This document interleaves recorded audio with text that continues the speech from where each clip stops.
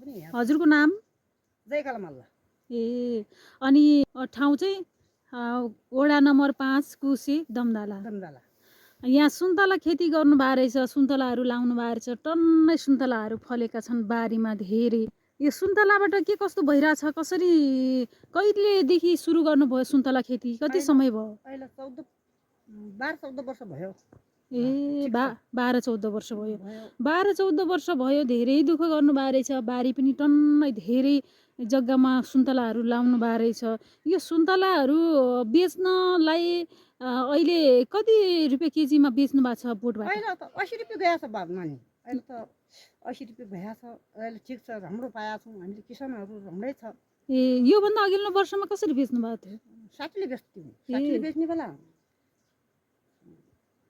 पोत चाहिँ 10 लाखको भयो थियो। अहिले बेचा त छौँ न, अहिले 80 लागेको छ। अहिले अब सुन्तलाको मूल्य पनि बढ्या छ, सकभर बढी नै होला सकभर। अब सुन्तला कम फलेको छ भन्ने सुनेको छु पहिला भन्दा पनि यो साल के छ? अहिले ठिकै छ, राम्रै छ। ठिकै छ, त्यति कम छैन, त्यति कम छैन। ठिकै छ। अनि यो सुन्तला त लाउनु भयो, सुन्तला धेरै 14-15 वर्ष भइसक्यो भन्नुभयो। सुन्तला लाउँदाखेरि दुःख कति हुँदो रहेछ? यो हजुरहरूलाई के को कुरामा ध्यान दिनु पर्दो रहेछ? अब युवाहरूले त अब यो दुःख हुन्छ भन्छन्, टाढा जाउँ, देश विदेश जाउँ भन्छन्, पढाएपछि पनि लेखाएपछि टाढा जाउँछन्। धान लगाउँथ्यौँ र बारीमा धान लगाउने जो सानसानो बगैँचामा पनि अहिले धेरै धेरै भएको छ। अहिले 10 लाख जतिको आम्दानी भएको छ। धान लगाउने हुमती 15 20 मुरी हुने ठाउँमध्ये पनि अहिले धेरै धेरै फलेको छ सुन्तला, आम्दानी भएको छ। अहिले हाम्रै पनि सानो बेन्नाटामाथि थोरै लाउँथ्यौँ, बेन्नाटामाथि त्यही बेन्नाटामाथि पनि अहिले त भर्खरै फलाएको छौँ। अहिले राम्रो गरी फलाएको छ बेन्नाटीमाथि पनि। हजुर, जग्गामाथि भन्दामाथि पनि यो रोप्ने खेतमाथि भन्दा पनि धेरै सुविधा छ हामीमा, धेरै आम्दानी छ हामीमा। राम्रो भइरहेछ। युवाहरू विदेशतिर जान्छन्, हामीले त यहीँ कमायौँ, धेरै राम्रो भयो। 10 लाख कमाउन तपाईँले यहीँ वर्षमा 10 लाख हुन्छ भन्नुभयो। 10 लाख कमाउनलाई विदेश कति बस्नुपर्छ युवाहरू? त्यस्तै कति बस्नुपर्छ, यहाँको पैसाबारी अर्काको हुन्छ हो। आफ्नो घरबाट पैसा पाइँदैन। अब तल सुन्तलाबाट त 10 लाख हो। त्यत्तिकै तोरी फलाएको छौँ हामीले, त्यत्तिकै आलु फलाएको छौँ हामीले, त्यत्तिकै भैँसी पालेको छौँ हामीले, त्यत्तिकै बोका पालेको छौँ। यहाँ बगैँचा बेच्दैका घाँसले, हजुर, बगैँचा बेचेको घाँसले 1 लाख आम्दानी बाख्राबाट छ। वर्षैमा 3 पाउने बाख्रा पालेको छौँ हामीले, 3 वर्ष पाउँछ। हजुर, 1 वर्षमा 3 वर्ष पाउँछ। त्यहाँपछि बोका 20-30 हजार खसी बोका जान्छन्। भैँसी 1 लाख बढीमै जान्छन्। भैँसी पालेका छौँ। हजुर, भैँसी पालेका छौँ।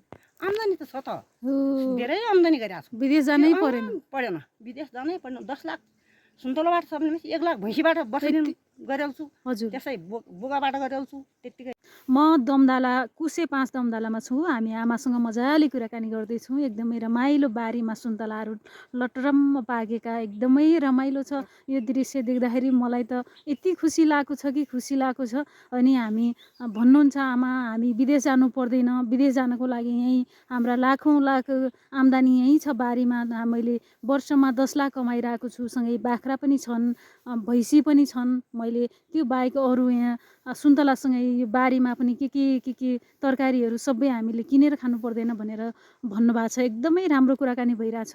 हामी एकदम दुःख गर्नको लागि दुःख गर्नुपर्छ, मेहनत गर्नुपर्छ, तर पाइन्छ सफलता, राम्रो हुन्छ। हामी कुराकानी गरिरहेछौँ। के छ अब हजुरको आफ्नो कुरा, यो सुन्तला के भइरहेछ, कसो भइरहेछ? सुन्तला यो वर्ष कतिको आम्दानी होला, के होला?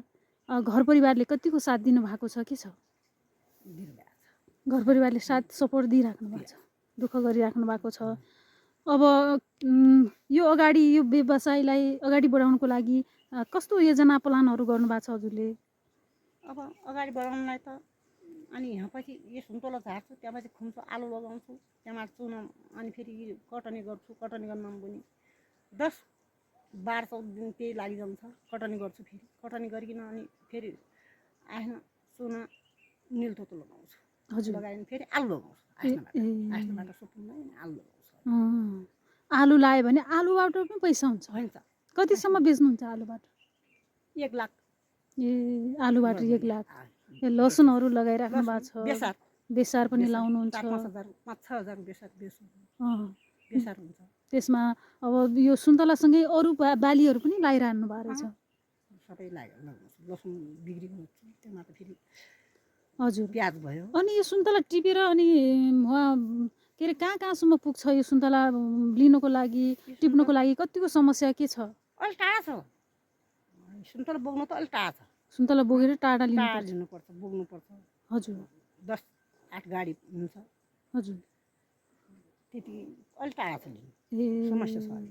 बोकेर फेरि ल्याउँछु भन्छन् त अलिअलि यति पनि रोड हुने थियो, त्यही पनि ल्याउँदैन। अब हामी त्यति टाढा घुम्न पनि पाउँदैन। एकदम सुन्तला खेतीबाट राम्रो आम्दानी गरिराख्नु भएको रहेछ। हामी आमासँग कुराकानी गरिरहेको छौँ, मिठा कुराकानी गर्छु। के छ हजुरलाई यो सुन्तला लाएर सुन्तला पाकेपछि कस्तो महसुस हुन्छ?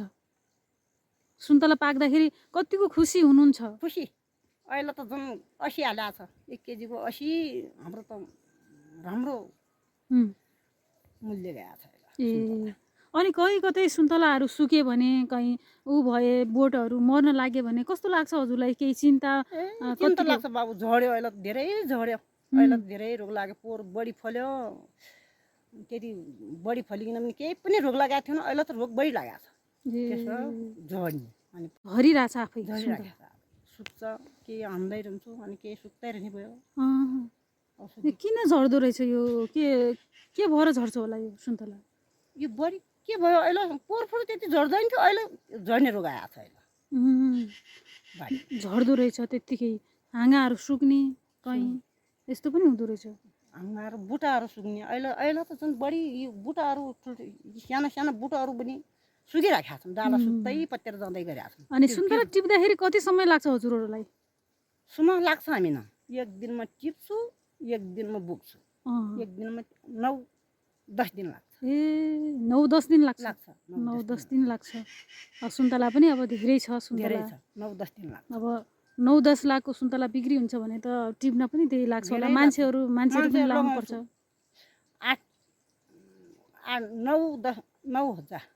9-10 हजार त धेरै लिन्छ। सुन्तला गर्नेले, बोक्नेले खर्च हुन्छ त। सुन्तला खर्च हुने, तर राम्रो गर्नु भएको छ। मान्छे बाहिर जान्छन्, दुःख गर्छन्, कति बाहिर विदेशमा गएर पनि 50-60 हजार 40-50 हजारको जागिरी खान्छन् कि मान्छेले। अनि त्यो जागिरीले, त्यो तलबले कहिले हुन्छ लाख, कहिले हुन्छ सबै भित्तै पुगिजान्छ। हामी न सब केही खोइनु पर्दैन, नुन बत्तै खुट्छ।